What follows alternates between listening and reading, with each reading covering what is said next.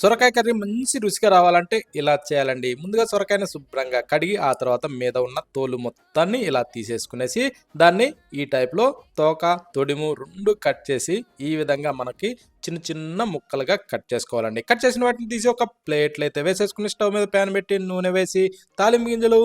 Cut చేసిన ఉల్లిపాయలు వేసి ఇలా వేగనిచ్చి, పచ్చిమిరపకాయలు కూడా వేసుకునేసి, ఇలా వేగాక అల్లం వెల్లుల్లి పేస్ట్ వేసి, కట్ చేసిన సొరకాయ దబ్బలు వేసి, టమోటా ముక్కలు వేసుకునేసి, చిటికెడు పసుపు వేసుకొని, సాల్ట్ కూడా వేసేసి, ఆ తర్వాత ఇలా కలుపుతూ మూత పెట్టి బాగా ఇలా మగ్గించుకోవాలి. ఇలా మగ్గిన తర్వాత స్పైసీ దగ్గరగా కారం వేసుకొని, ధనియాల పొడి కూడా వేసి, ఇలా కలిపి ఇలా వేగిన తర్వాత తగినన్ని నీళ్లు పోసుకునేసి, రుచికి సరిపడా సాల్ట్ వేసి, ఇలా కలిపి మూత పెట్టి ఈ విధంగా ఉడికించుకునేసి, కాస్త అలా తిప్పేసి, కాసిన పాలు పోసుకునేసి, ఇలా మిక్స్ చేసేసి కొంచెం అలా ఉడికించుకునేసి, ఇలా తిప్పేసుకొని కొత్తిమీర జల్లుకొని వేడి వేడిగా సర్వ్ చేసుకొని తింటే